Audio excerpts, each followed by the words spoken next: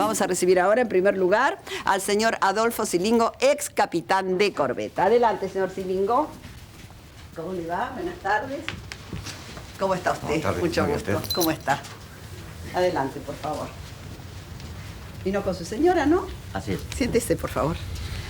Bueno, Silingo, usted ha aparecido mucho en televisión. ¿Qué lo decidió a presentarse en algunos programas de televisión y a, bueno, hacer declaraciones como las que le ha hecho Horacio Berbisky para que pueda escribir este libro que se llama El vuelo, ¿no es así? Bueno, yo creo que no puede seguir ocultándose la verdad de los años terribles que vivió la Argentina, especialmente por parte de los que fuimos partícipes de ese horror. No podemos seguir escondiendo lo que ocurrió y además personalmente tenía necesidad de decirlo, dada que las autoridades navales y los responsables de ese momento mantienen lo que yo interpreto un cobarde silencio, dado que no es algo que esté cerrado, las heridas están totalmente abiertas y bueno, a nivel personal, después de haber agotado absolutamente todas las instancias reglamentarias por un lado, haber llegado a las máximas autoridades, como es el caso del presidente Menem. ¿No se hicieron eco? No, para nada. Lo único que yo he tenido es un ofrecimiento de dinero para mantener el silencio por parte de la Armada, ¿Ah, sí? a través del vicealmirante Fausto López. Y bueno, creí agotado todo como para que otros hablaran, y entonces el tema Ahí es cuando se decide usted hablar con Berbisky.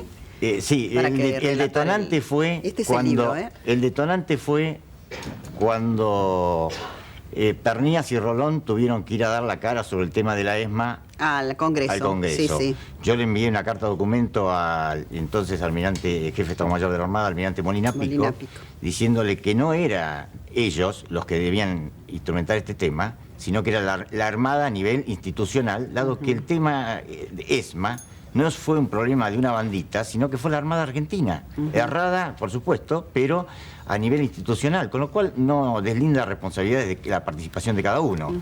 Pero es una explicación que debe dar la Armada Argentina, que está pendiente de hacerlo, y que lo único que hace la institución Armada Argentina hasta el momento es defender los actos horrorosos que cometimos en esa época. ¿Y usted no teme, por ejemplo, que la gente tome represalias como toma con Astiz cuando va por la calle?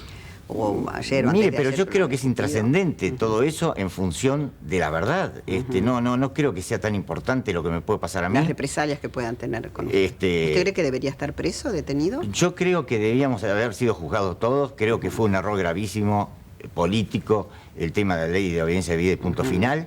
De todas maneras, sería hipócrita si yo dijese que en este momento no estoy protegido por eso. Sí. Muchos me han dicho, bueno, usted habla ahora porque está protegido. ¿Usted no quiere blanquear su situación? Pero yo voy a blanquear mi situación legalmente, no solamente acá, en la medida que pueda, ya he hecho distintas presentaciones, sino a nivel de la justicia internacional, presentándome en España, donde no alcancé a viajar ahora, a fines de julio, porque por un problema de tiempos, lo voy a hacer... ¿Tenía que presentarse usted en Madrid? Estoy citado no legalmente, sino ya está hablado con el doctor Baltasar Garzón y me voy a presentar la primera semana de septiembre a ponerme a disposición de lo que yo creo que debe ser, es dar la cara ante la justicia. Una cosa es a nivel periodístico y otra cosa es a nivel justicia. Para mí, yo no voy a estar tranquilo a nivel personal nunca, por supuesto, pero menos si no me presento ante la justicia. ¿Y duerme tranquilo usted? Yo no es que duerma tranquilo. Pero estoy en una batalla permanente en que se esclarezca la verdad hasta las últimas consecuencias y eso me mantiene, digamos, bastante dinámico y permite sobrevivir, cosa que cobardemente no hice durante mucho tiempo porque lo intenté tapar con alcohol, que realmente no es la solución, ni mucho menos. ¿Se transformó en alcohólico? Sí, me transformé en alcohólico total. Sí, totalmente, no tomo nada de alcohol. Yo le quiero explicar al público que este libro, El vuelo, que es patético, por cierto, que ha escrito el señor Horacio Berbisky, significan los vuelos que realizaban, ¿no?, los aviones de la Armada y arrojaban desde ahí a los detenidos vivos Al mar. ¿Al mar o al Río de la Plata? No, al mar. Al mar. A 1 hora de vuelo de Punta Indio hacia el sur. ¿Inconscientes o conscientes? No, dormidos con... Dormidos. Yo lo he leído en el libro, pero quiero que usted lo diga, ¿no? Les aplicaban una inyección haciéndoles creer que era una vacuna, ¿no? Que los iban a llevar al sur. Posteriormente una segunda vacuna. Una segunda vacuna en el avión. O una segunda inyección para dormirlos. Es siniestro, pero es la verdad. Y eso no puede ocultarse. Y hay cantidad de familiares desaparecidos que están buscando la verdad. ¿Cuántos vuelos hacían por semana? 1 por semana y a veces se agregaban los días sábados otro. Y que abrían una puerta del avión y los arrojaban directamente. Sí. Ajá. ¿Usted estuvo a punto de caer en uno de esos vuelos? Estuve a punto de caer en unos vuelos. Sí, sí. Lo relata usted en el libro. Sí. Lo dejo un momentito, capitán, y recibo al licenciado Jesús Rodríguez, diputado por la UCR. Adelante, diputado.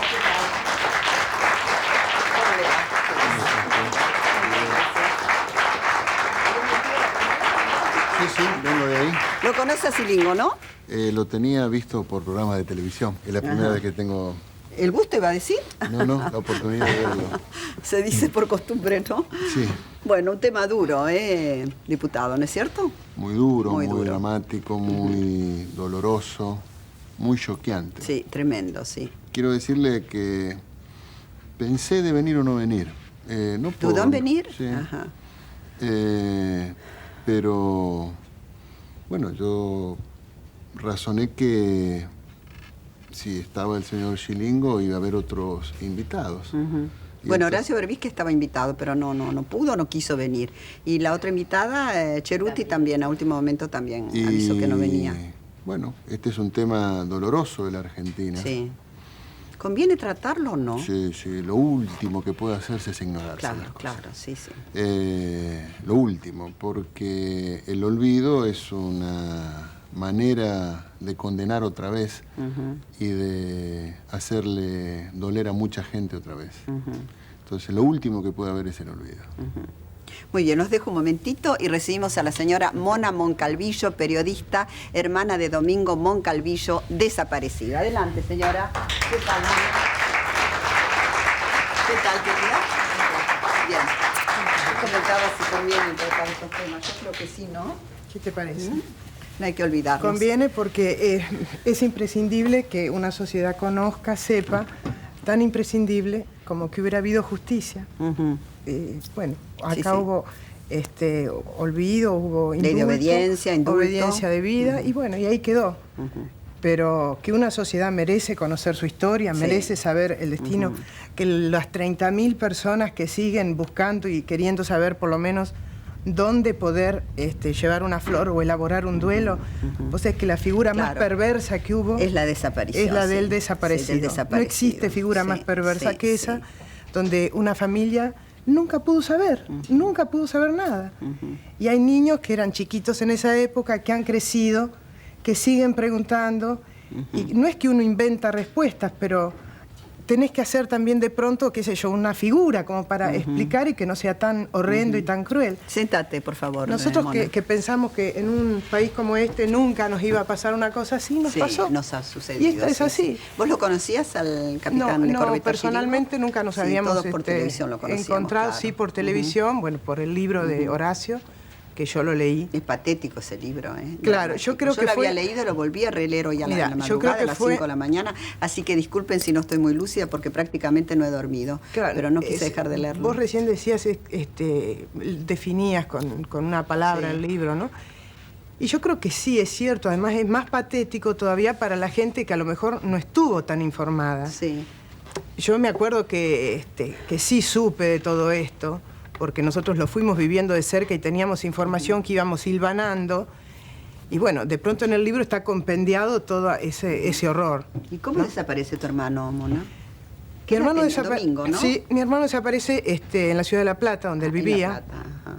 Él desaparece en el año 76 y desaparece definitivamente porque él estuvo un tiempo en la Brigada de Investigaciones de La Plata y después definitivamente en el 77, donde supuestamente él con un grupo de 7 personas salían del país. En eso intervino directamente Camps, intervino Echecolás, que era jefe de policía de la provincia de Buenos Aires, y había también un capellán, que es von Bernick, Christian von Bernig, que supuestamente era el que les daba asistencia. Estaban azules, ¿no? Y confort. Después No, Bragado. La historia de él es 9 de julio, Sí. La Plata, después pasa a Norberto de la Riestra, Sí. y de ahí a Bragado. Bragado. Ujú. No sé dónde está actualmente, creo que sigue oficiando de sacerdote en Bragado. ¿Y qué edad tenía tu hermano cuando desapareció? Mi hermano tenía 28 años. ¿Era estudiante? Estudiaba, sí, era estudiante de medicina, De ya estaba medicina, sí, en un dijiste. final de su carrera en La Plata. Nunca Y más bueno, supieron. sí supimos, nosotros sí supimos. Nosotros supimos el horror de ese final porque es un poco larga la historia, pero contado sintéticamente, hubo un arrepentido en el medio que testimonió en la CONADEP. Ah, sí.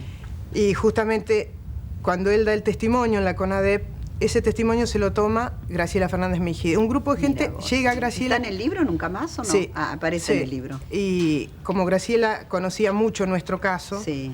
y hay una descripción física muy detallada de esos 7 desaparecidos, dice, este es que el caso del hermano de Mona. Entonces me llaman y me dan a leer toda la declaración que este hombre había hecho, y bueno, sí, efectivamente, nunca salieron del país, los desviaron en 2 micros, hubo 2 salidas, y en un descampado de Bransen los balearon, los quemaron. Los balearon ahí y después los trasladaron al pozo de Quilmes, donde los quemaron, los hicieron arder los cuerpos. Qué horror, Dios mío. Qué horrores. Qué duro, es Es tremendo. decir, por ¿eh? ese testimonio nosotros supimos cuál había sido el final. Caso contrario, Hombres no. y mujeres, claro. Sí, eran Chicas y muchachos. 4 y 3. 4 y 3. Sí. 4 varones, 3 mujeres. 4 chicas y 3 varones. Y 3 varones. Qué dramático. Sí, ¿eh? tremendo, realmente, muy tremendo. Es muy Bueno, difícil hablar de estas cosas. Es muy duro, es muy difícil. Pero yo también creo que pese a que es duro y que hay heridas que no van a cerrar nunca, Peor es silenciarlo. que todos nos merecemos por lo Claro. menos conocer esta historia, porque uno siguió creciendo, siguió ayudando a que crecieran los niños.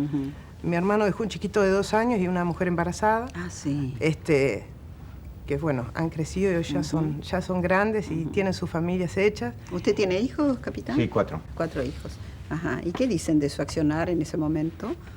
Bueno, si yo, por supuesto, no había dicho absolutamente nada, por supuesto. Cobardemente, como hemos actuado siempre, nunca había dicho nada, a mi mujer tampoco le había dicho nada. Con el tiempo, ante el problema que había en casa del alcohol y demás, bueno, empezó a surgir el tema, mi mujer se fue enterando, y antes de que se diese a publicidad del tema a través de Berbisky y compañía, se le lo explicó claramente, y si bien por supuesto no avalan absolutamente nada, comparten en que debe decirse todo. ¿Usted lo confiesa a su madre antes de morir? ¿Todo lo que había ocurrido en la ESMA? No. Ah, sí. No, alcanzo a decir. Ella creo que supo, Ajá. por las charlas que tuvimos, pero yo no le alcancé a decir. no alcanzó a decirle. Alguien Pero me creo comentó que ella se dio cuenta de lo que había pasado conmigo.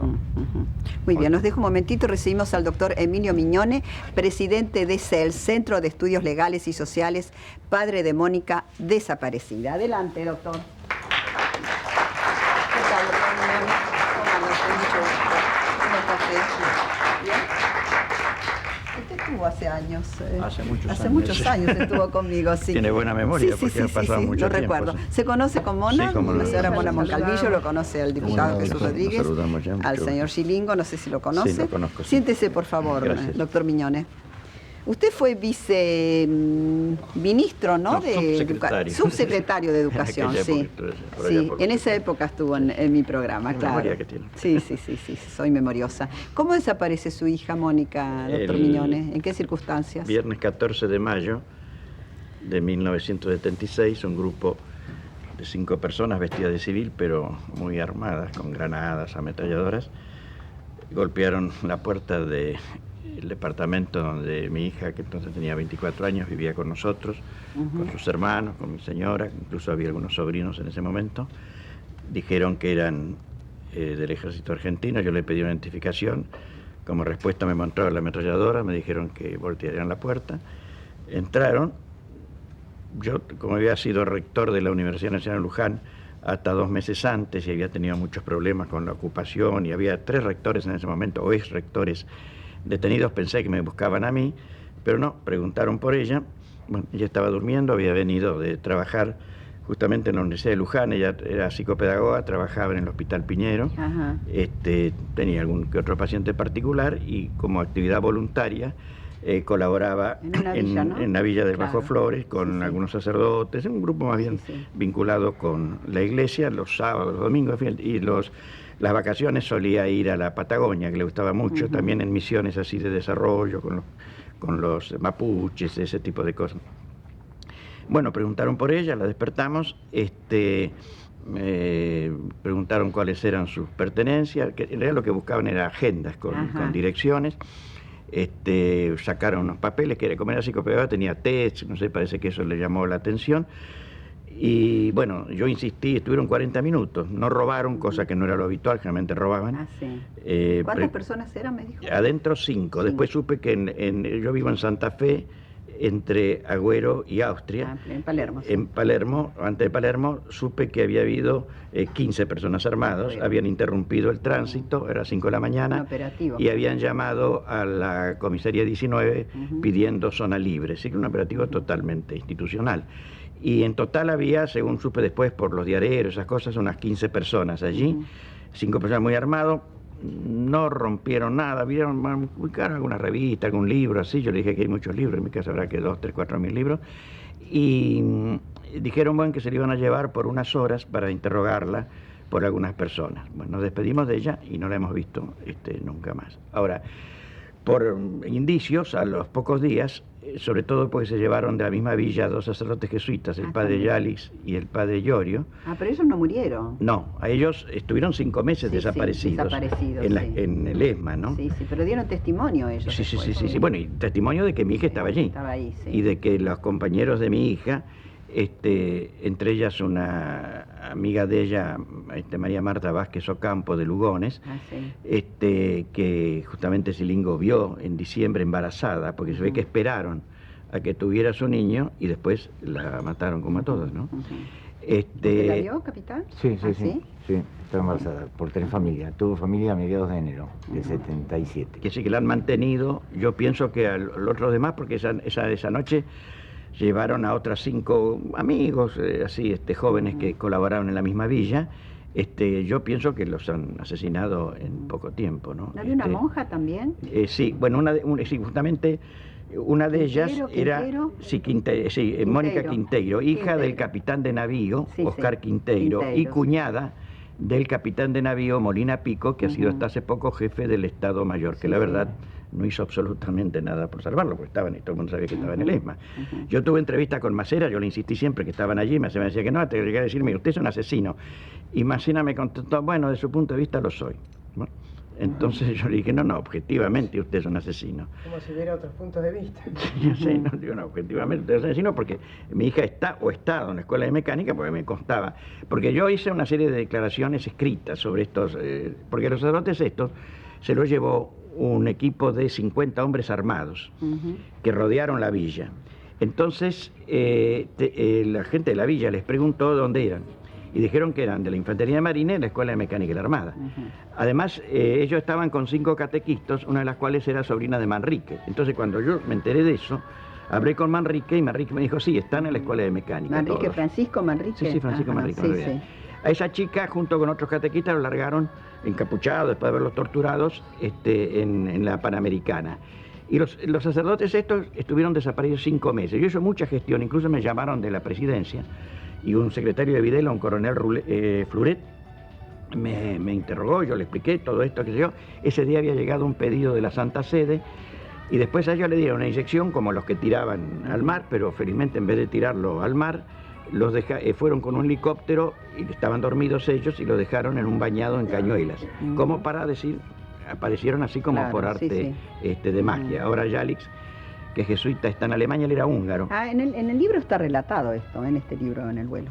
Continúe usted, Sí, era húngaro, tenemos que pasar. y Iorio se incardinó, pues estuvo en Roma mucho tiempo y luego se incardinó en la diócesis de Quilmes y es párroco. Sí. Y ahora ellos conocen perfectamente todo lo que ocurría allí, supieron que estaba mi hija. ¿Usted nunca la allí. vio a Mónica Miñone en la escuela? en la No, ESMA? no, Mónica Nunca, no, no lo ubicó. por eso fue en el 76. 14 de yo mayo del llegué 76. ¿Ustedes se han visto antes? ¿Han dialogado antes Sí, con el sí, capitán? sí, y he estado en el CEL también. Ha estado en el CELS usted. Ajá. Usted ha estado en el CELS. Ha visitado. Bueno, tenemos que pasar al comedor, ¿no?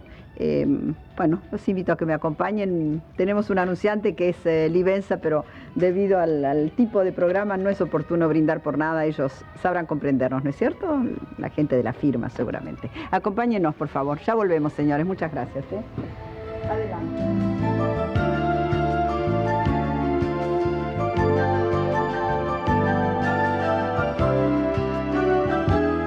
Amiga, señora Mirta Legrand, la quiero, la llevo en el corazón. Me agrada, me envuelve su seducción. Almorzando con Mirta Legrand. Almuerzan hoy con la señora Mirta Legrand, el doctor Jesús Rodríguez, diputado nacional por la Unión Cívica Radical. El doctor Emilio Miñone, presidente de CELS, Centro de Estudios Legales y Sociales. El señor Adolfo Silingo, ex capitán de corbeta. La señora Mona Moncalvillo, periodista. Con nosotros, la señora Mirta Legrand Detiner. Pueden empezar a comer, ¿eh? ¿Qué decía usted recién, capitán? Yo Chilingo, creo con que el respecto tema a- es ¿está mucho superada, más... Para mí no esta está situación, superado o no? por varias cosas. Puede empezar, doctor Miñone. Una es, pese a que parezca que es un disparate, yo creo que la falta de castigo hacia todos los que intervinimos, pero lo digo con total conciencia, ha creado secuelas de impunidad. Creo que la ley de obediencia de vida y punto final fue un disparate político, fue un compromiso que no entendieron. Yo estaba en presidencia durante la última época del proceso y los primeros meses de Alfonsín. Yo creo que el doctor Alfonsín no se dio cuenta del poder que tenía y que pese a lo que ocurrió en Semana Santa y toda la historia esta, no era necesaria la ley de obediencia de vida. Le hubiesen hecho caso los militares y no hubiese sido necesario y debíamos haber sido juzgados todos. Insisto, esto yo lo digo ahora, a mí me corresponde la general de la ley, me protege la ley de obediencia de vida, Sí. no estoy conforme con eso, por eso me voy a presentar en España. Y que daré las buenas de Dios con respecto a lo que decida el juez Baltasar Garzón, pese a que muchos dicen de los políticos que la justicia española no tiene injerencia. Yo creo que sí. Sí, pero los peces gordos no están.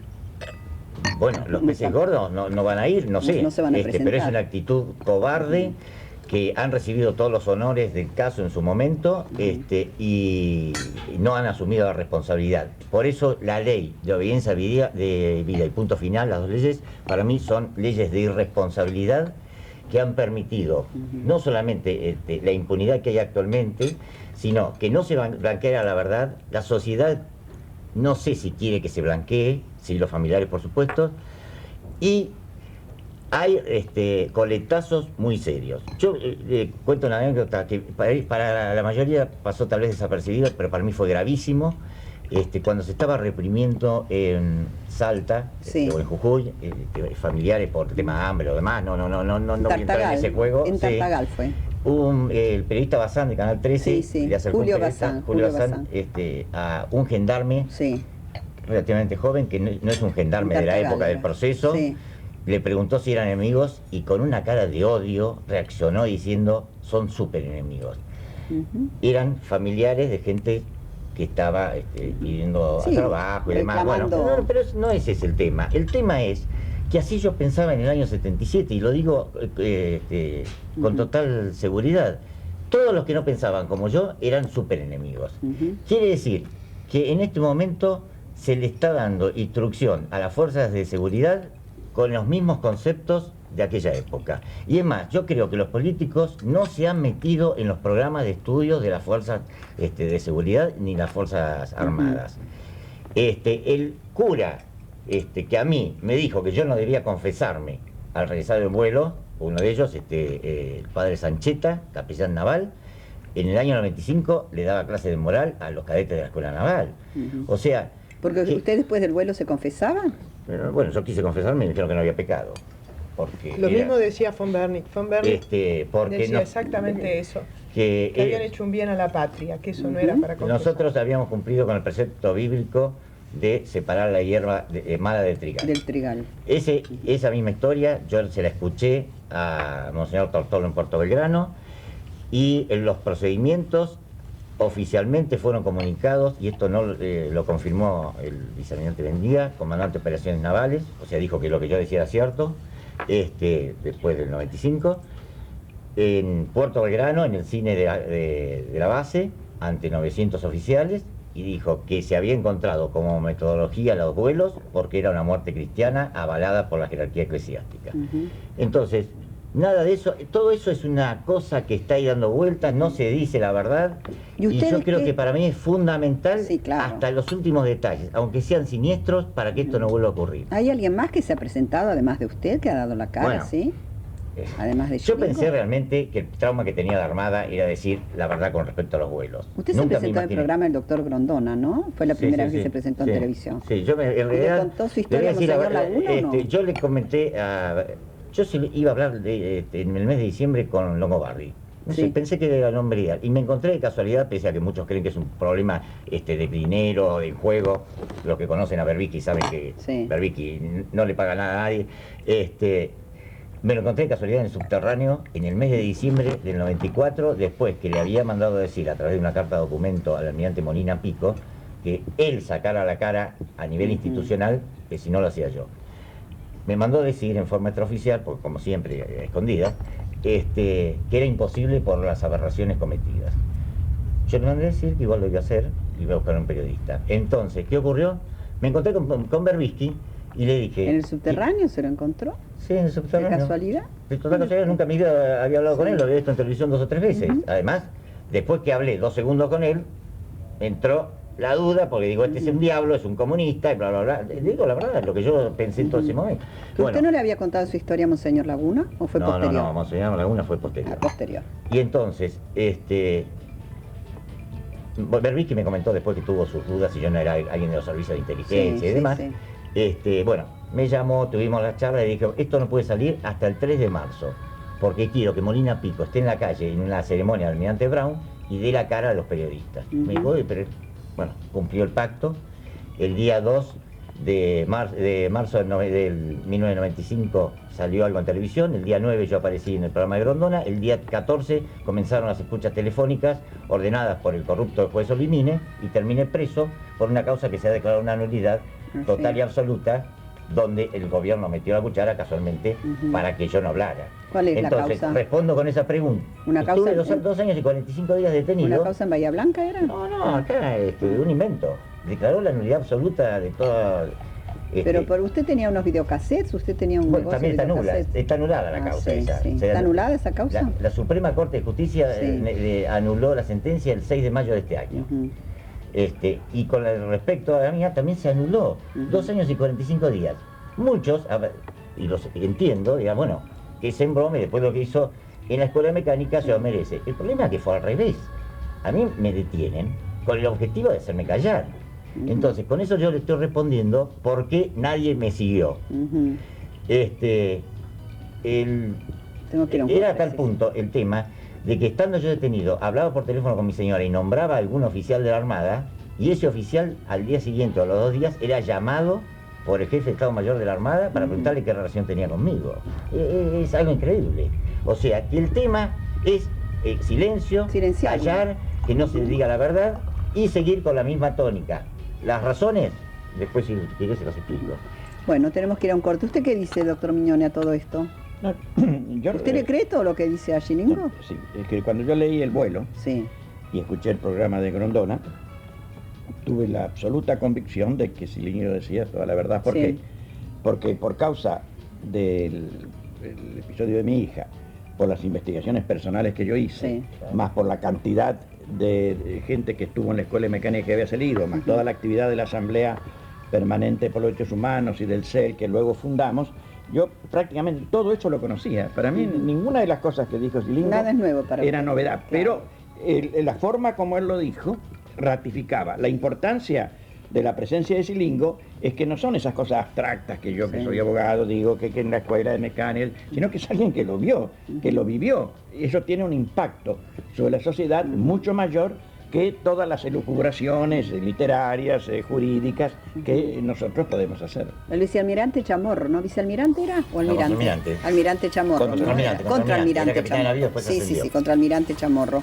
Bueno, Era pero el tema serio es que no era... el jefe, con esto ¿no? yo no deslindo ningún tipo de responsabilidad Sí, sí. personal, Sí, voy. porque acá el problema es que fue la Armada Argentina a nivel institucional y estábamos todos convencidos de lo que hacíamos. Y debe ser la Armada... yo no tendría que haber hablado, pero no es porque no deba o no dar la cara, debía haber sido juzgado, condenado, esa es otra historia. El problema es que la Armada Argentina debe decir la verdad. La Armada Argentina pertenece al país, no es un coto que pertenece a determinada gente que usa ¿Y de uniforme. Astiz qué piensa usted? Esa es parte de... Mire, No, voy a un corte, espere. Bueno. Voy a un corte y nos cuenta. Vamos a un corte, Bueno. señores. Volvemos enseguida, disculpe. Ya volvemos. Muchas gracias. Ya estamos de vuelta. Con Mirta Legrand, con Mirta Legrand, con Mirta. Al aire. Qué interesante lo que comentaba usted recién, doctor Miñón, con respecto a Astiz estábamos hablando. Él fue a su casa, ¿no? Sí, fue a mi casa porque él... Con las madres. Él se infiltró. Se infiltró con las Es madres. curioso porque Silingo dice que lo consideraban en la escuela mecánica un héroe porque se infiltraba con el enemigo. ¿Y el enemigo quiénes eran? Estas pobres señoras Sí. que buscaban a su hijo. Es Sí. una cosa de cobardía, Las ¿no? madres, las primeras Sí. madres. Bueno, Lo dicen en pero el yo digo, libro, por eso que unas es una pobres cosa absurda viejas de que él, hechas con de que cariño. él se vanagloriara Unas monjas. de semejante infiltración. Él Sí. se hacía pasar, decía que tenía una hermana o hermano desaparecido. ¿Cómo que se la hacía madre- llamar? Gustavo Niño. Gustavo Niño. Que la madre era muy bien. Incluso está en la primera solicitada que logramos publicar, el 10 de diciembre del 77, en La Está el nombre, Nación, está el nombre. figura Gustavo Ajá. Niño como quien... Bueno, y entonces él... ese día, bueno, en Santa Cruz se estaba reuniendo el dinero, en la iglesia de Santa Cruz, Sí. el dinero para la solicitada. Sí. Y un grupo estaba allí y otro grupo estaba en mi casa, donde estaba justamente Azucena Villaflor, en mi Que casa. fue la fundadora. Recién hablábamos, le explicamos al público. Sí, en es el decir, corte. la que inició, la que tuvo Sí, la sí, idea, sí, es decir, sí. digo, nadie De las pensaba madres, si hablamos de las madres, sí. Entonces, y mi señora iba con las madres. Entonces, ahí irrumpieron automóviles en vestido de civil y él fue el que indicó a quién había que llevar. Llevaban 17 familiares y una de las religiosas francesas. Ajá. Y lo buscaba a Azucena, preguntaba por Azucena, no estaba en mi casa. Ajá. En un momento dado viene una madre, esta señora Cerruti, demudada, porque había visto eso a mi casa. Cuando nos enteramos de eso, salimos corriendo a otro departamento. Felizmente no Cerruti fueron debe y ser. salvamos el dinero, pues nosotros estamos contando en mi casa también para la solicitada. Él lo que quería evitar la solicitada, apoderándose del dinero. Se apoderó, una cosa un poco infantil en el fondo, ¿no? Que revela una imbecilidad, Sí. además de un cinismo y de una criminalidad, ¿no? Pero una... A Azucena la matan, a Azucena. No, a Villaflor. Azucena no, la llevan. no, entonces ¿qué pasa? A los 2 días, Azucena va a comprar el diario para ver la solicitada en Sarandí, donde vivía, a 2 cuadras de su casa, aparece un automóvil y era una mujer grande, la meten adentro y sí. desaparece. Y la otra religiosa francesa, una mujer de 62 años, Sí. que ni siquiera iba a la plaza, que vivía allí en un barrio, fueron también y se la llevaron, o sea que las incorporaron al grupo. Eso fue, esto ocurrió el 8 de diciembre lo primero, y lo segundo el 10 de diciembre, el domingo 10 de diciembre. Y después hemos sabido, por gente que estuvo en la escuela de mecánica, que Azucena fue torturada y la mataron. Y las 2 monjas francesas las sacaron una fotografía y las hicieron aparecer en los diarios con un cartel atrás que decía montoneros. Ah, yo me acuerdo como de si eso, hubieran sí, sido esto salió, detenidas por los, Sí, sí, sí. los montoneros. Ahora, Astiz fue el que las señaló, el que las hizo detener. Yo no sé, yo no sé si Astiz las torturó o Astiz las asesinó. Él directamente, pero tiene poca importancia, porque el que Claro, la detiene a misión una de él persona era infiltrar, Claro, esta- e individualizar a Ahora, las después personas. Astiz, en esa actitud de Cosa. que se consideraba un espía de alto vuelo, se fue a Francia a infiltrarse con los exiliados. Ah, con los exiliados. Y allí lo reconocieron. Ajá. Y esa es la causa por la cual Astiz es más visible, más conocido que otros, porque a mí me ha dicho un almirante pero Hay está 200 condenado por Francia. Sí, sí, pero hay 200 astices en la Armada, como diciéndome por qué. Sin duda. Sí. Claro, pero lo que pasa es que él después, para rehabilitarlo, lo mandaron como jefe de la guarnición de las Islas Georgias en las Malvinas, donde antes que se tirara un solo tiro, se rindió, tanto que el general Rattenbach en el informe Rattenbach es lapidario. Pedía la pena de muerte para él. Inclusive yo creo que la Armada no debía haberlo ascendido ni siquiera a capitán de corbeta, porque realmente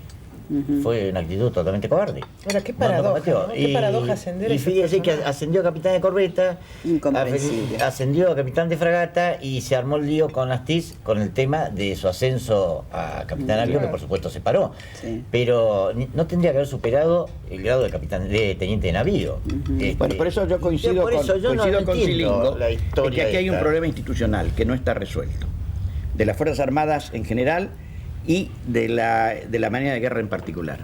Porque la manera de guerra tiene una característica, lo conozco de 40 años atrás, de ser un grupo que siempre se encubre a sí mismo, que tiene un espíritu de cuerpo excesivo, espectacular, tal cual, sí. por encima del país. Sí, Primero está la Marina de Guerra, después está el país. Y llega el caso aberrante de Molina Pico, con su cuñada Mónica Quinteiro, que se la llevaron Que no movió el un mismo dedo. día que mi hijo, que en cambio escaló posiciones y que luego él pide el ascenso de Astiz, que a lo mejor pudo haber sido el que la torturó, la asesinó. Sí, Molina Pico le dijo a la revista Noticias en el año 95, en agosto del 95, en un reportaje que le hicieron, que él no había podido hacer nada porque era un ratón. Era capitán de corbeta, casi capitán de fragata. No entiendo cómo puede considerarse un ratón con esa jerarquía. No hizo nada con la cuñada, ¿no? Realmente. Silingo, y usted cuando iba, cuéntenos a todos, cuando iba en el avión y veía a estos detenidos, estaban inconscientes, ¿no es cierto? Pero ¿cómo los introducían? ¿Los llevaban cómo? En un camión, los sacaban de la escuela de la ESMA, Bueno, ¿no? es siniestro, pero. Y yo no es que no lo quiera contar, lo cuento, pero. Creo que es la verdad, lamentablemente la verdad. Pero estaban se decía obnubilados. que iban a ser trasladados al sur, con motivo de que pasaban a disposición del Poder Ejecutivo. Entonces iban a una prisión. O sea que es también motivo de estudio, porque fíjense que ni siquiera dábamos la cara diciendo las razones por las cuales iban a ser trasladados. O sea que nunca se les decía que iban a morir. O sea, es distinto en un caso de un fusilamiento. Usted le dice a la persona que va a fusilar, acá no. Por eso, es todo un proceso de cobardía, que yo me incluyo, por supuesto, pero y que merece un estudio profundo a nivel político, porque no se ha esclarecido para nada. Se le decía que iban a ser trasladados, que se le iba a dar una vacuna, se le daba una dosis chica de vacuna, de anestesia, para poder moverlos con cierta libertad. Se trasladaba en un camión con asientos hasta el aeroparque y ahí se introducía en un avión. Un médico naval a bordo le daba una nueva dosis, más poderosa, hasta que se dormía. Y bueno, cuando se los desvestía, porque fue el maquiavélico y siniestro aparato fue perfeccionándose, porque en el año 76, cuando se produjo el primer vuelo desde un DC-3 sobre el Río de la Plata, los primeros desaparecidos cayeron cerca de Uruguay. Aparecieron unos cuerpos. Claro, esos cuerpos, el gobierno cómplice de esa época de Uruguay dijo que eran producto de un motín coreano. Sí, me acuerdo. Sí. Como después apareció un cuerpo de una mujer, Sí. dijeron que en realidad era un motín producido por una orgía y no sé qué historia. Varios También cuerpos aparecieron en Bueno, Uruguay. y después, como estaban vestidos, encontraron monedas argentinas y por supuesto fueron identificados y demás. Pues creo por que eso varios. los desnudaban. Bueno, Después y los por desnudaban eso, por el eso, para no siniestro- identificarlos, claro. Claro. Y bueno, se fue perfeccionando el sistema. Y todo eso está tapado, todo eso está oculto. Esa es la verdad.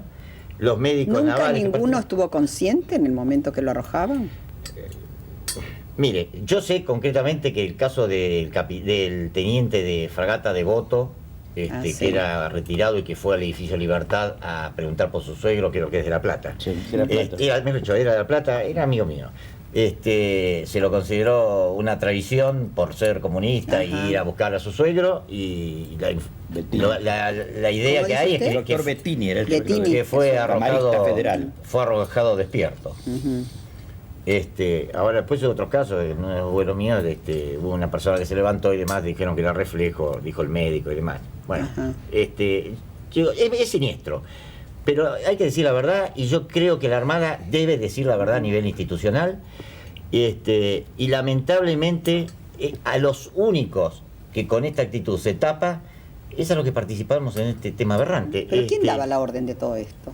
¿Quién decía hay que arrojarlos, hay que tirarlos, que salgan los aviones? Porque eso es una organización, no es una banda, como dicen acá continuamente en el libro, hablan de banda y usted dice que no es una banda, que es toda una organización. ¿Qué banda? Había órdenes de arriba y eso se bajaba. Macera iba en forma permanente. Claro, Macera iba en forma permanente. Macera fue el que organizó el sistema, ¿no? El sistema lo organizó Macera y el gabinete especial que tenía Macera era el gabinete ideológico. Cuando yo lo veo al almirante Zaratiegui por televisión, que dice, el otro día Chiche lo presentó y dice, bueno, un almirante que no mató a nadie. Bueno, estamos con el tema de cabeza, que buscando el caso al ideólogo, y el gabinete de Macera es el gabinete ideológico.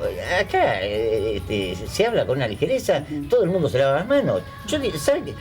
La guerra famosa de la ESMA fueron 4.400 muertos contra 1. Esa es la verdad.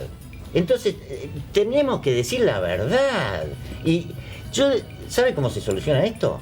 Con una actitud seria y política por parte del presidente, que no creo que la adopte, y ordenándole al jefe de Estado Mayor de la Armada que dé a conocer qué pasó con cada uno y en qué circunstancias. Si no cumple la orden, es que se vaya a su casa arrestado como corresponde. Es una orden militar. Chiringo, ¿y existe una lista de desaparecidos? Por supuesto, la Armada Argentina tenía un registro completo de cada uno de los detenidos. Yo también creo totalmente. No creamos que esto fue una bandita, un grupito de asesinos pero que un día dijimos vamos a empezar a matar argentinos. Esto no es así, es la Armada Argentina a nivel institucional, y con esto yo no me lavo las manos, asumo mi responsabilidad, pero digo, no soy yo el que tenga todos los elementos, es el jefe de Estado Mayor de la Armada el que debe hablar. Diputado, Fíjese, ¿usted no cree que en el gobierno del doctor Alfonsín se debió dar a conocer todo esto? Bueno, en aquel momento se hizo algo que me parece de lo más importante, que es la constitución de la CONADEP, que significó la posibilidad de una institución oficial de reunir información precisamente para iniciar el camino de la verdad. Que el paso siguiente, o simultáneamente, fue la derogación de la ley de autoamnistía, que había sido sancionada por la dictadura militar en sus últimos días, tratando de exculparse todos. Luego la modificación del Código de Justicia Militar, que hizo posible el juicio a los comandantes, que trajeron las condenas que todos recordamos. Después vieron las otras sanciones de leyes, como se hizo referencia aquí, que son absolutamente opinables, y también el indulto. Yo diría una cosa, hay una dimensión ética y una dimensión moral y una dimensión histórica, que es que se dio a luz y se desnudó el terrorismo de Estado, con el propósito de evitar su repetición. Creo que tenemos chances de tener episodios aislados de violencia que reflejan esa vocación, entre comillas, superior de algunos para matar o para ejercer violencia sobre otros. Pero estoy seguro que no hay espacio en la Argentina para reproducir un episodio como esta naturaleza, como el que vivimos del terrorismo de Estado, una máquina de matar. Un sistema, como decía bien el doctor Miñones, preparado, organizado, planificado, estructurado para eliminar a aquel que pensara distinto, y está, vamos a decirlo de una vez también, mentira que las víctimas eran porque atentaban contra el Estado, la moral cristiana, la cultura occidental. La cantidad de niños que desaparecidos, la cantidad de gente grande que... Digo para que... Supuestamente sí. Vamos a un corte, sí, el corte de las 13:55. Vuelvo enseguida, señores. Una pequeña pausa. Muchas gracias.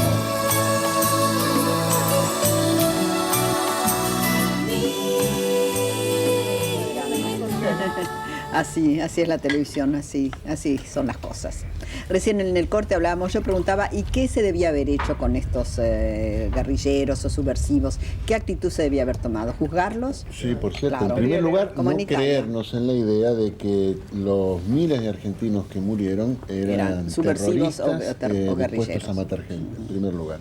Eso se explica fácilmente con los chicos desaparecidos, los que estuvieron en cautiverio, madres embarazadas, chicos apropiados. Eso no tiene ningún tipo de justificación. Y lo que hay que hacer es la ley. Y el ejemplo internacional, recordábamos hace un minuto, lo secuestraron al doctor Moro, que era ministro de Italia, Las Brigadas Rosas, hay una película que la pone el caso Moro, buenísima, donde marca cómo el general de la Chiesa, creo que de la era el nombre, Chiesa era. De la Chiesa. dice que Italia y la República Italiana puede permitirse que un ministro sea secuestrado y asesinado, pero no puede permitirse que sus fuerzas armadas y policiales recurran a la tortura para obtener información. Y eso es lo que le faltó a la Argentina. Le faltó a la Argentina, le faltó a Chile, le faltó a Uruguay, le faltó también, a Brasil. sí. América Latina. América Latina, sí, porque esta es la otra cosa que hay que entender. Es Acá cierto, estábamos, sí. Argentina era dentro de América Latina, un lugar donde se dirimía el conflicto este-oeste, donde las Fuerzas Armadas, desde Onganía y la famosa discusión de la Academia de West Point y el discurso, la doctrina de la seguridad nacional. Entonces la doctrina oficial de las Fuerzas Armadas era de que había que ser gendarme, para evitar que en nuestros países llegara el comunismo. Y entonces cualquiera que pensara distinto a la doctrina oficial era comunista, guerrillero, terrorista, subversivo, que debía ser eliminado. Y me acuerdo el famoso discurso que decía, primero vamos por los combatientes, después por los familiares, después por los simpatizantes, después... Bueno, entonces no quedaba nadie. Estas agendas Ahora, del que hoy- otro lado también murió gente, hay que recordar. Pero está bien, pero también. lo que se trata, acá el tema es También que hay que se recordar, quiso combatir al demonio con las armas del demonio. cierto, Y eso entonces es la verdad. Argentina fue un infierno. Después no hay asesinos buenos y asesinos Ni malos. muerte asesinos, justificable, eso es ni cierto, muertes sí, Yo me acuerdo del caso del general Aramburu y ese Bueno, Yo escalofriante, creo que ¿no? a esta Cuando uno altura que es importantísimo recuerda esto, aclarar esto, sí. ¿no? Eso es, no hay asesinos No, buenos no, ni hay asesinos asesinos, malos. eso es verdad, Hay asesinos, seguro, claro. pero un país no se puede permitir esto que se permitió. Acá hay ley, acá debió haber justicia. O sea, que yo digo, cualquier desprevenido que hoy prenda el televisor y dice, a ver, ¿quién tiene Mirta en la mesa? De pronto se encuentra con esto y dice, ¿qué pasó? Sí. De pronto Sí, se puede sí, preguntar, sí. ¿hubo algo nuevo? ¿Apareció algo? ¿Qué pasa? ¿Qué hace qué sé yo, Miñona y Mona sentados con Silingo? Yo te soy sincera, a mí me cuesta mirarlo a los ojos a Silingo. Te digo con sinceridad. Antes de empezar el programa se acercó una chica que no sé quién es y me dijo, disculpa, me dice, ¿y vos lo perdonás a Silingo? Le dije, no, ¿yo quién soy para perdonarlo a Silingo? Pero mirá lo que me pasó hace una semana, exactamente una semana, Mirta, cuando creemos que está todo muy superado, que... Yo estuve 5 días en Bariloche, el último día que me venía, voy a un lugar que vende unas artesanías espectaculares y no me di cuenta, había alguien que me miraba, pero yo no me di cuenta. Me compro, me atiende una señorita que era una empleada, que no era la dueña del local, un local muy grande, muy bello. Cuando me iba, una chica, que supuestamente era la dueña del lugar, le dice a mi marido, disculpa, me dice, ¿esa no es Mona Moncalvillo? Y le dice, sí. Dice, ¿vos estás con ella? Le dice, sí, yo soy el marido. Ay, dice, y yo ya me había ido, llovía torrencialmente, Sí, sí. que fueron esas lluvias de Bariloche. Tremendas. Yo rápido agarré a mi chiquita y nos fuimos al auto para protegernos de la lluvia y él se queda charlando. Yo veo que se queda charlando y digo, qué raro, ¿qué pasará? Y entonces la chica le pide, dice, yo quiero charlar con ella. Y él se quedó asombrado, dice, ¿es por algo en especial? Sí, le dice, pero con ella. Dice, mira, ella compró algo que se lo tienen que preparar, así que vuelve. En un par de horas tiene que volver acá. Ay, yo vuelvo. Esta chica era la sobrina del 8º desaparecido que desapareció con mi hermano. Nunca jamás, Mirta, habían logrado saber qué había pasado con este muchacho.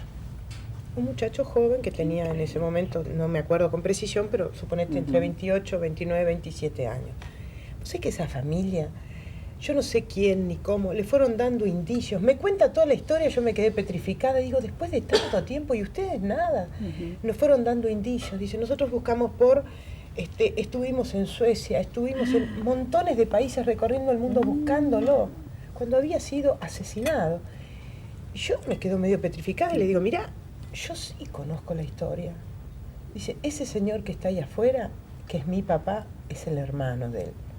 Sí, por edad, un poco más grande que yo, pero Sí, no sí, mucho sí. más. Dice, yo no le puedo contar a mi papá que estás acá porque se va a quedar muy mal. Digo, pero después de tanto tiempo, tu papá tiene que hablar de esto, tiene que volver. Esta es una historia Sí, que no sí, se puede sí. ocultar. Y vino, y charló, y vos sabés que nada sabían, Mirta. Estoy Nada. hablando del año 77. Qué barbaridad. Nunca habían tenido ningún indicio, nunca tuvieron una señal, nada. ¿Y tus padres, Mona? Mis padres sí supieron No, porque no, en no, pero realidad tus padres, ¿cómo han superado esto? No se supera, No se supera. esto, Mirta. Esto no se supera, esto es una realidad. Y uno siguió creciendo. Y yo digo, yo seguí cerca con mi cuñada, con los chicos, pero creciendo en el amor también, que la gente no crea que uno creció en el odio, Claro, en y el creció hecho ahí un retrógrado, para nada. Esta es la historia que se reproduce en miles de personas, que siguieron criando hijos en el amor, en la esperanza, en la fe, pero también en la verdad. Esta es la realidad de la Argentina. No estábamos preparados para esto, pero nos pasó. Afrontémoslo. Mira Emilio. Ay, que no se vuelva a Emilio es un repetir. ejemplo, Sí, como es un tantos ejemplo, otros. Es un ejemplo. Han seguido Yo lo recuerdo al batallando, doctor Mignone luchando. yendo a programas de televisión, Claro, hablando del y tema. claro. Iba otra persona con usted también del CELS. Bueno, no recuerdo el apellido en este momento, pero... ¿Cómo? Tal vez el doctor Augusto Conte sería. El doctor Conte, Claro, exactamente. Conte Que McDonald. Conte falleció McDonald. trágicamente un poco como Sí, señor. consecuencia. Claro, Conte el dolor. McDonald, sí, como señor. consecuencia de Él eso. era abogado Y también. en parte, ¿sabe por qué? Una hija había Porque- desaparecido, ¿no? que Un estaba hijo haciendo varón. no, porque cuando le tocó la conscripción al hijo, Conte que era un McDonald, estudiante, sí. él habló con un almirante, el cual le garantizó que donde estaba más seguro era haciendo la conscripción en Punta Indio. Y allí lo hicieron desaparecer. Sí, exactamente. Era una cosa de cobardía, ¿no? Eso Sí, es lo que sí, dice sí, él, Ahora, De quien engaño, conoció al de- doctor Conti, lo conoció Sí. después. Yo fui diputado con él. Él fue diputado de la Sí. Nación. ¿cómo Fuimos no? diputados Sí, juntos sí. en el año 83. Uno veía un hombre Destruido, partido sí. al medio, digamos, ¿no? En el corazón, con muchas ganas de pelear, etcétera. Pero él no con- muere trágicamente. Sí, se suicidó. Se suicida. Bueno, él, eso sí, sí, es una crisis sí. psicológica, pero, Sí, sí, pero yo voy a hacer dos, si usted me permite, dos comentarios sobre lo que se dice. Primero, yo creo que todo asesinato es un asesinato, yo creo en los 10 mandamientos, no matarás, porque Sí. incluso soy opositor a la pena de muerte, porque creo que viola también ese mandamiento del Sinaí. Pero hay que distinguir los márgenes de responsabilidad. Claro. Un Estado, cuando como Estado o como poder militar comete esta criminalidad, tiene mucha más responsabilidad que una persona particular que por una cuestión pasional, etc. Si yo mato a una persona, yo soy mucho más responsable que un chico de la calle que no ha tenido familia, que hay grados de responsabilidad. Entonces, no se puede poner todo en el mismo nivel, aunque, vuelvo a repetir. Y segundo, Por eso el terrorismo de Estado, como, por una, eso, como una categoría como una- superior y peor y como peligrosa. claro. Y hay un libro de un coronel español, Prudencio García, coronel, ingeniero, sociólogo, que se llama El drama de la autonomía militar. La tesis es que cuando una fuerza armada asume el poder político, carece de capacidad para autocontrolarse y que de ahí provienen todo este tipo de cosas. En la Argentina, que de 1930, el 6 de septiembre, hasta 1983, tuvimos, pese a algunos intermedios constitucionales, gobiernos militares, esa autonomía militar llegó a esta aberración del 76 al Es de 83. Uriburu, claro. Sí, sí, sí. Del general Toda Uriburu. mi vida, Claro. la suya. Y la mía también, sí, sí. Hemos todo. vivido. Y fíjese usted que la Argentina tuvo gobierno constitucional sin interrupción desde 1862 a 1930, cosa que a veces no se advierte con problemas, pero gobierno constitucional, un presidente que sucedía a otro, y con respecto a si fue necesario la obediencia debida, el punto final, yo lo discutí esto mucho con el doctor Alfonsín, a quien tengo un gran respeto, más aún, yo le he dicho a Alfonsín, usted ganó la elección del 83 por este tema, en gran medida, porque... Por la defensa de los derechos sí, humanos. claro, que fue se muy sumó. Por importante. la propiciación de la derogación de la ley de Porque autonomía. todo el mundo creía que el justicialismo, que tenía La CONADEP también, ¿no? tradicionalmente más votos, pero la CONADEP era también lo discutimos esto, era una comisión que no tenía capacidad de investigar, ni de allanar, Sí. ni de citar testigos, Era muy simplemente limitado. recibía, pero fue yo que a No, veces pero fue un no me hago testimonio. no, Sí, pero no, escúcheme, yo fue no me importante. yo Sí. era Nadie dice lo poco contrario. optimista con respecto al papel de la CONADEP por esas circunstancias, pero hizo una tarea espectacular. Impresionante. Por eso que hay que apoyar todo lo que Claro. se haga, aunque no sea exactamente lo que uno quiere. Y el día de Semana Santa, que estuve con Alfonsín, yo le dije, mire, yo creo que lo que usted tiene que hacer aquí, bueno, él tenía otros motivos, tal vez sabía más que yo, es parar el país. Que el país aísle a las Fuerzas Armadas, porque el país estaba en esa actitud.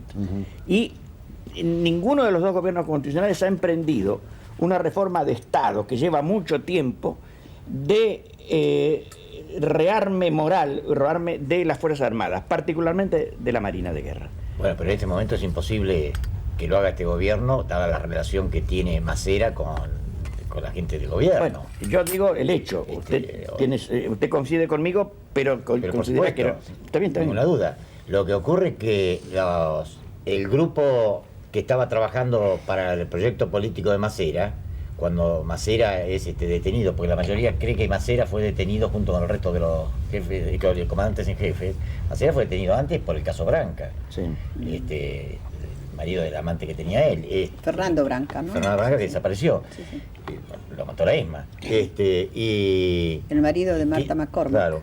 Y queda paria el grupo ese y toma la posta Menem.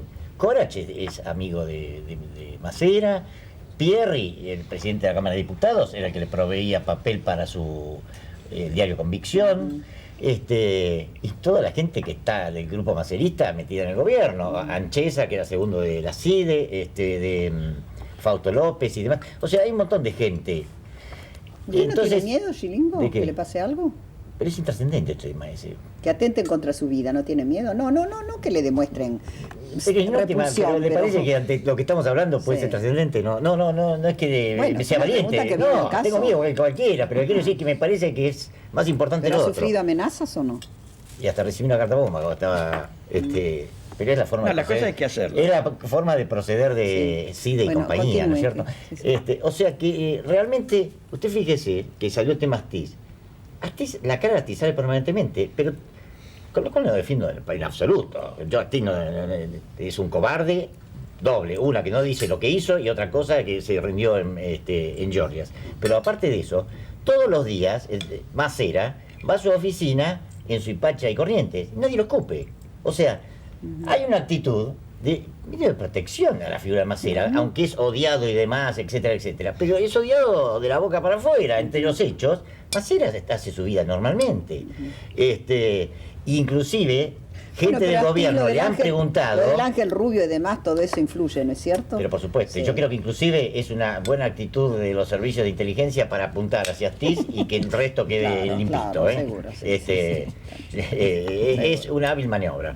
Bueno, pero volviendo al tema no hay ninguna posibilidad momentáneamente de que se pueda saber la verdad, porque fíjese que inclusive cuando la Cámara Federal en junio del 95 le ordena a la Armada que reconstruya las listas, porque la Armada dice que no las tenía, el contraalmirante Marrón en ese momento, que era director general del personal naval, hizo un estudio que firmó Molina Pico y se lo elevaron a la Cámara y la Cámara lo rechazó por improcedente, diciéndole que se amparaban en la ley de obediencia debida y punto final y no podían hacer nada.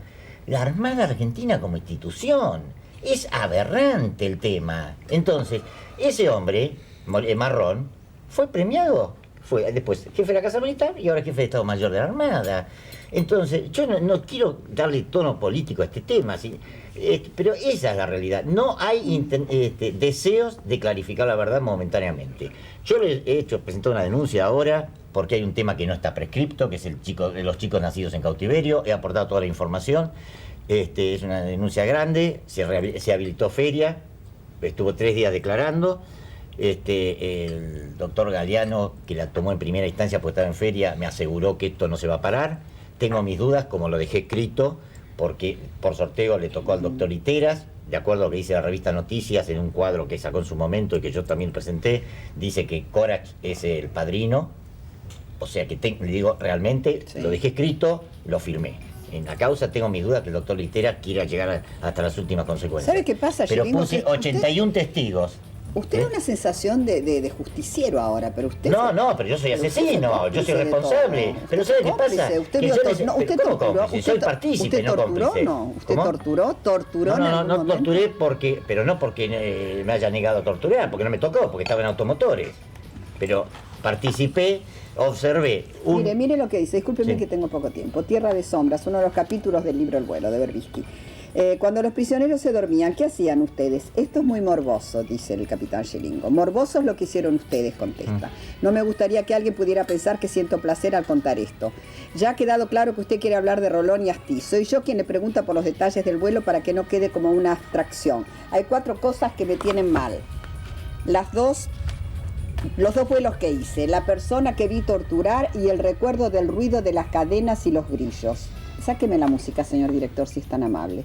Los vi apenas un par de veces, pero no puedo olvidar ese ruido. No quiero hablar de eso. Déjeme ir. Esto no es la ESMA. Usted está aquí por su voluntad y se puede ir cuando quiera. Sí, ya sé. No quise decir eso. Hay detalles que son importantes, pero me cuesta contarlos. Lo pienso y me rayo. Se los desvestía desmayados, y cuando el comandante del avión daba la orden en función de dónde estaba el avión, se abría la portezuela y se los arrojaba desnudos uno por uno. Esa es la historia. Macabra historia, real, y que nadie puede desmentir. Se hacía desde aviones Skyvan de prefectura y en aviones Electra de la Armada. En el Skyvan por la portezuela de atrás, que se abre de arriba hacia abajo. Es un gran portón, pero sin posiciones intermedias. Está cerrada o está abierta, por lo cual se mantiene en posición de abierta. El suboficial pisaba la puerta, una especie de puerta basculante para que quedaran 40 centímetros de hueco hacia el vacío. Después empezamos a bajar a los subversivos por ahí. Yo, que estaba bastante nervioso por la situación que se estaba viviendo, casi me caigo y me voy por el vacío. ¿Cómo? Patiné, me agarraron. Usted mencionó 2 vuelos en el mismo mes. Sí, en junio o julio del 77. El segundo vuelo fue un día sábado. Bueno, y continúa, mi familia vivía en Bahía Blanca y yo viajaba cada 15 días. ¿A usted le parece que yo me puedo considerar un Es de terror, justiciero, Mirta? Se imagina que de ninguna manera. Lo que pasa es que no puedo parece aceptar que usted quiere lavar su nombre y quiere No, manejar su pero situación. ¿cómo voy a lavar mi nombre? Pero de ninguna manera, es imposible eso, es imposible. Lo que yo creo que no se puede seguir ocultando esto. Mire, yo tuve la oportunidad de hablar con varios familiares desaparecidos y un caso se dio hace poco. Comentó, una señora tiene un hijo muerto, pero muerto por circunstancias X, ajenas a todo esto, y un desaparecido. El tema del desaparecido no supera. El hijo muerto es un hijo muerto como terrible. O sea que el problema del desaparecido no es mi problema, es de todos los argentinos, y de una vez por todas tiene que asumirse y exigirse que se diga la verdad. Mona, ¿vos crees que todos los argentinos hemos sido cómplices de esto? No, para nada. Decir que todos los argentinos hemos sido cómplices es decir que todos los periodistas durante el proceso actuaron igual. Eso es emparejar las cosas y aliviar culpas. No, no es verdad. Yo no tuve ninguna responsabilidad de las cosas. No, discúlpeme, pero yo no dije eso, ¿eh? Yo digo que todos los argentinos deben asumir el problema. Por eso no, tampoco creo que todos los argentinos asuman el problema. Deberían. Para exigir. No, que deberían. ¿Usted cree que este tema no es un problema argentino? Pero no tengo ninguna duda, no me cambie la cosa. Lo que estoy diciendo es que debería ser y no lo es. Porque no me cabe ninguna duda que así como yo durante el proceso fui una periodista que además seguí trabajando, pero en un medio independiente, porque me convertí en una leprosa durante mucho tiempo. Sí. Y realmente uno no era nada, yo no era una leprosa, yo reclamaba justicia y estaba en una búsqueda. Y no sé cómo estoy viva. Te digo, yo estaba en Canal 13, que estaba en manos de la Marina en ese momento. Y bueno, y era dura la cosa. Pero ¿cómo dura? Era durísimo, Mirta. A mí lo que me duele es que hoy, de pronto, alguien te vea y te diga, qué tremendo, qué tremendo tu problema, qué grave. No, sigue siendo un problema que debería ser de todos los argentinos. Como el caso de la AMIA, no podemos decir que sea un tema de los judíos. Porque si no, estamos desenfocando la cosa muy, muy fea. Ponían un sellito, ¿no? Nosotros pasamos nuestras listas de invitados como pasamos siempre al canal. No informamos nada, es rutina eso. Y nos ponían al lado un sellito no recomendable. Y eso era tremendo, eso significaba que no aparecía en televisión. Yo no aparecía en la televisión siendo periodista, y requete conocida porque en un momento estaba en la revista más exitosa, que fue la revista Humor. Hasta que apareció la democracia. Yo empecé a trabajar en televisión y radio en la democracia. Tengo mensaje, Rodríguez, ¿la Alianza revisará los indultos? ¿Se puede? ¿Es constitucional? Pregunta Edgardo de Lanús. Chilingo, mi hijo y mi nuera fueron arrojados al mar después de la Nochebuena del 78. ¿Cómo puedo saber algo de ellos? Usted está en condiciones de averiguar. Jorge de Belgrano, y le deja un teléfono, que ya mismo se lo paso. Espere que se me pegó acá. Ahí está, páseselo por favor. Mientras estamos mirando el programa en familia, ojalá hubiera algunos chilingos más que pusieran una mano sobre su corazón y todos los parientes de un desaparecido pudieran saber qué pasó con ellos. Celia de Versalles. Mirta, como ciudadana no quiero ver a Cilingo en televisión, sino preso. Susana de Mataderos. Mirta, está muy bien el programa de hoy, aunque la comida nos caiga muy mal. María Luisa de Virreyes, son auténticos los llamados. Mirta, es un programa difícil, pero es bueno enterarse de lo que pasó por boca de un protagonista del horror, Estela de Morón. Mirta, me emociona cristianamente el arrepentimiento de Chilingo, sobre todo comparado con los que volverían a hacerlo. Rosa María de Palermo, ¿usted volvería a hacerlo? No. Lo que pasa es que también me han preguntado muchas veces, si Tengo yo que ir soy al un living. cínico, si vengo acá a decir, estoy arrepentido. O sea, el tema es mucho más grave. Más Quiero profundo que que entienda. eso. Bueno, la periodista está viviendo en carne Sí, propia. sí. Le quiero decir que es intrascendente el tema mío personal. Yo no tendría que estar acá. Es cierto que yo tendría que estar preso y tratando. Le digo, yo estuve preso 2 años y 45 días. ¿Cuánto hace que salió? En junio. Por una causa inventada. No lo vi en declarando televisión nula cuando esta salió, victoria. sí, lo vi. No es tan grave la cárcel. Y yo creo que lamentablemente Macera y compañía estuvieron en una cárcel de privilegio como es Magdalena. Porque yo creo que no le alcanzaron a hacer un mea culpa. Más allá del Mirta, indulto. muchos de nosotros perdonamos a Gilingo desde nuestro corazón de cristianos. Él tendrá que perdonarse a sí mismo, a Amalia de Belgrano. Gilingo, los ciudadanos de bien deben acompañarlo en este arrepentimiento y darle fuerza a su coraje. Liliana de Rosario. ¿Me permite Como un verá, muy comentario variado. breve? Sí. Creo que lo peor que nos puede pasar es analizar esto en una perspectiva individual y personal. Desde un familiar de una víctima o desde un victimario. Sí. Digo, esto es un sistema que Claro. tiene que ver con valores, Coincido. con política, con ideología, de los que creen que el fin si se justifica hubiera los perdido un medios. hijo, yo lo haría No, muy pero- personal la cosa. No, pero no alcanza. Yo lo haría Esto lo que personal. quiero decir es no claro, alcanza. personal sí, desde Y encima que también le no sigan alcanza. ocultando la verdad. El problema es- ¿Cómo no va a ser personal? Mire, Bueno, yo no, no, no he tenemos que tenido pasar muchos al living, insultos, discúlpenme, pero por es favor. aceptable que me insulten. Le digo la verdad, es aceptable. Bueno. ¿Cómo no va a ser aceptable? Vamos al living, señores, y tomamos un riquísimo café. Ya volvemos, gracias. Ya volvemos. Almorzando con Mirta Legrand. Con Mirta. Almorzando. Estamos en el aire. Le estaba preguntando al diputado, gracias Luisa, al diputado Rodríguez si está contento con la alianza. Usted venía de ahí, ¿no? Del Bau, en donde se reunieron. Sí, muy contento, Sí. porque es vencer la resignación y recrear la esperanza de que es posible un país distinto, otra sociedad con otros valores y que además trae otra cosa, la política con una dimensión ética, donde no hay intereses personales sino una búsqueda de algo superior. ¿Y esto fue hecho para qué? ¿Para derrotarlo a Menem o a Duhalde? Lo vamos a derrotar, pero con eso Sí, no ¿está alcanza. seguro? Sí, No está tengo convencido, dudas. ¿no? Absolutamente. Ayer en el acto decía todo lo contrario Menem, ¿no? Bueno, Un veremos. Un Veremos. Ferrero Rocher que son riquísimos, por Gracias. cierto. Gracias, Esto Mirta. para descomprimir un poco la situación y el clima que ha sido duro. Yo les confieso que no me ha sido fácil hacer este programa, doctor Quiñones, para usted, señor Gilingo, también. Y usted le hizo una pregunta, yo lo invito a que la reitere ahora en el aire al diputado Rodríguez. ¿Quiere hacerlo con respecto al juzgamiento de las Fuerzas Armadas? ¿Por qué no lo hacían? Claro, yo lo que le preguntaba al diputado es por qué no se le ordena a la Armada Argentina como institución dar a conocer la verdad de lo ocurrido. Bueno, la orden tendría que provenir del presidente de la Nación, que casualmente es alguien que indultó a los responsables de la violencia y del terrorismo de Estado. Así que si lo primero que falta es la voluntad política. Bueno, tengo que dejarlos. Uy, ya estamos sobre la hora.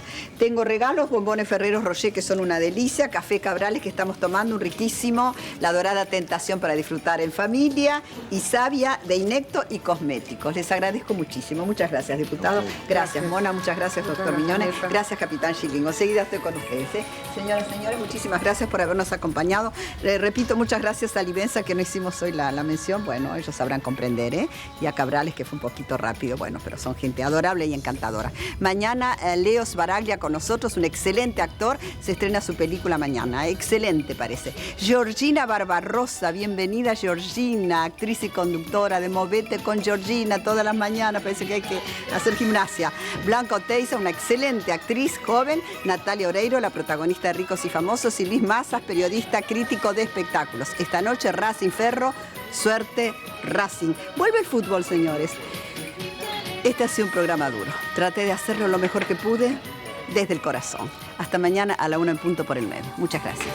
Un beso para ustedes.